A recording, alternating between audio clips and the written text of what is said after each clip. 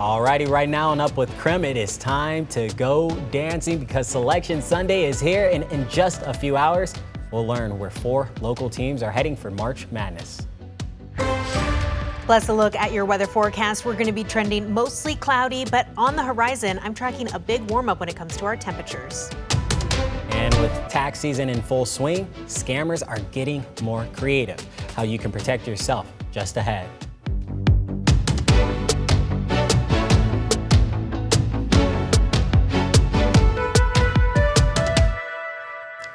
Good Sunday morning, everyone. I'm Brandon T. Jones. Thank you for joining us here on Up with KREM. And we want to go ahead. Let's start things off getting over to the Weather Center with Jenny Power. Jenny, how are you doing this morning, and what can we expect on this fine Sunday? Yes, doing good, Brandon. Happy to be here breaking down your weather forecast, what you can expect, especially if maybe you want to get out and make some weekend plans. We are seeing some mostly cloudy skies here for your Sunday, but some return of some scattered showers is going to be on the way for us tonight, lingering into Monday morning. So that's kind of our setup here over the next couple of days.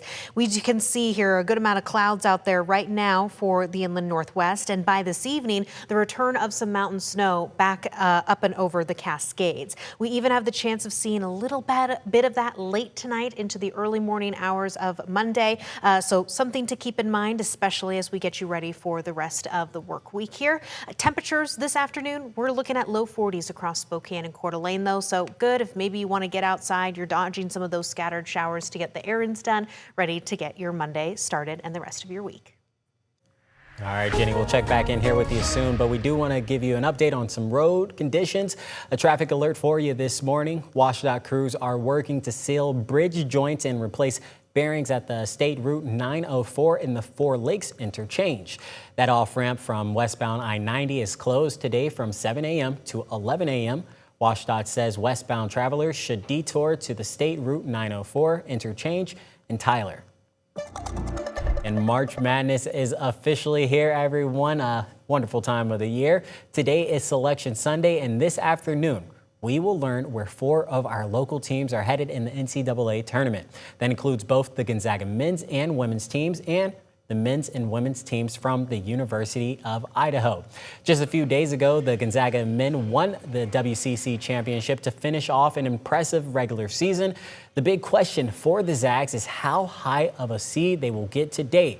Many fans are hoping for a 3 seed and a first-round matchup that'll be in Portland. Zags are trying to take over Portland. That would be a phenomenal time, and you can see for yourself today at 3 p.m. on KREM 2 where they land.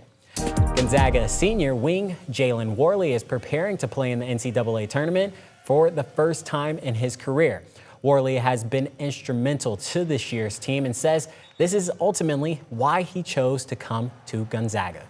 Winning a conference championship was at the top of the list of the things I wanted to accomplish while I was at Gonzaga. It's just really been an amazing feeling, right? You know, it hasn't been a perfect season, but I think overall it's been a really good season, right? And, you know, sometimes we've had a couple losses and we're competitors, so we don't keep the full picture, but, you know, like we're, I think, 30-3 or 31-3 and really just continuing to get better each and every day. So, yeah, no, it's an amazing feeling. That's why I came to Gonzaga to do things like this.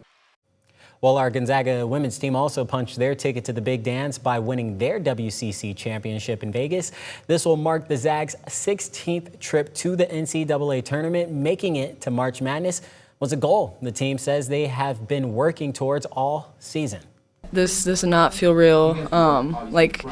This is literally what we've been dreaming since the first practice of the season, and I don't think it has even sunk in until we actually see our name on the board next Sunday for the Selection Sunday.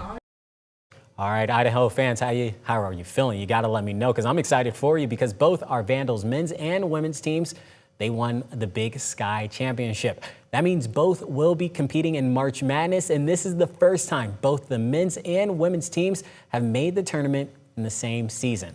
The men's team beat the Montana Grizzlies in the conference finals. They'll be dancing for the first time since 1990. As for the women, they beat Montana State to win the Big Sky Championship, and this was their 29th win of the season, and they are in March Madness for the first time since 2016.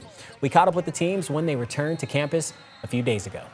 This is the first time in a decade that the Vandal women will compete in March Madness, and for the men, this is something they've been working towards since the last time they played in the tournament nearly 40 years ago. This recent win for both teams is especially significant because it's the first time in the history of the program at the university that both teams will play in the NCAA tournament at the same time. I had a chance to catch up with both teams as they stepped off the bus to ask how they're feeling ahead of Selection Sunday. Yeah, right now it's just a great sense of gratitude. You know, we feel like we're peaking at the right time. We feel like we got a team that really believes in each other. So we'll enjoy this experience and hopefully make the most of it. You know, obviously we're not going to get an easy game or anything like that at Selection Sunday, but I think just staying ready and taking, the moment as it is. We're definitely not done yet. I mean, it was great to have these two big accomplishments, regular season and Big Sky champions, but yeah, there's so much more to come. I feel like we can definitely surprise the team out there. Yeah, we're just excited to keep playing. We've won 18 games in a row now. We're in a pretty good streak. We have 29 wins, and I feel like we have a good enough team that we can make some noise in the tournament, So we're just going to wait to see who we play on Sunday, and whoever that is, we'll be ready, we'll be excited, and then we'll get back in the gym on Sunday after Selection Sunday and get ready to play. Both teams tell me they are grateful to be back here in the Palouse. They say regardless of what happens this weekend, though, they are ready to represent U of I out on the hardwood. We will officially know who the Vandals and the Zags will play this weekend on Selection Sunday. University of Idaho fans that I talked to hope that the Vandals will be placed in Portland so that way they can go and watch this first match of the tournament in person. In Moscow, Christian Garza, KREM 2 News. All right, and as a reminder, KREM 2 is your tournament central. To see the brackets as they're announced, you got to tune in to CBS Sports coverage of Selection Sunday starting at 3 p.m. today on KREM 2. Then immediately following that show, we'll have a special edition of KREM 2 News here at 4 with live reaction from our local teams. Then once the brackets are all set, I'll be hitting the road along with KREM 2 Sports Director Andrew Quinn. We'll be covering the Gonzaga men's basketball team. Watch for our coverage on air, online, and on KREM 2 Plus as the Zags tip off in the first rounds of the tournament. All right, well, with tax season underway, tax scams are also on the rise. If you receive a letter or a call from someone claiming to be the Internal Revenue Service, aka the IRS, how can you be sure it's real? Jen Sullivan talks to the IRS about how to identify scams and has tips on keeping your personal information safe.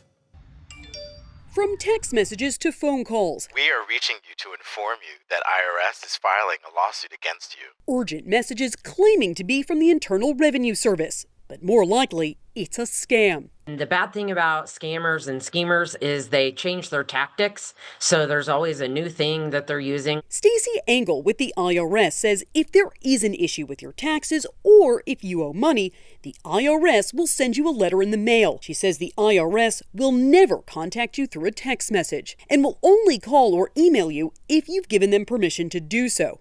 If someone does call claiming to be the IRS, Engel says tell the caller you want to verify who they are. Ask questions. We are not going to get mad at you if you say, I'm not giving you any information. The IRS will explain to you what your balance is.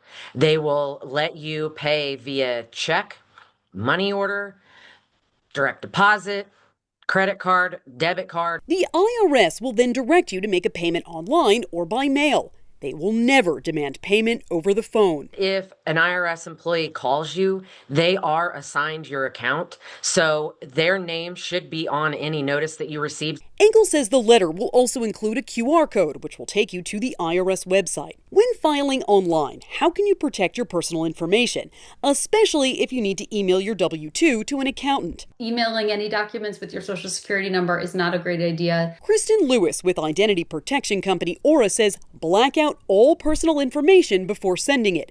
Never work on tax documents using a public Wi-Fi network. And if you are sending personal data, use password-protected encryption. For Consumer Watch, I'm Jen Sullivan. All right, coming up, a Spokane woman says a possible security flaw with Washington's Department of Licensing led to years of identity theft problems. Coming up, the claims and what the state says about the alleged issue. Plus, some concert goers are rejoicing after the DOJ and Live Nation struck a deal to lower ticket prices and end the seller's monopoly over live events. Why Washington is pushing ahead with another lawsuit against the ticket giant.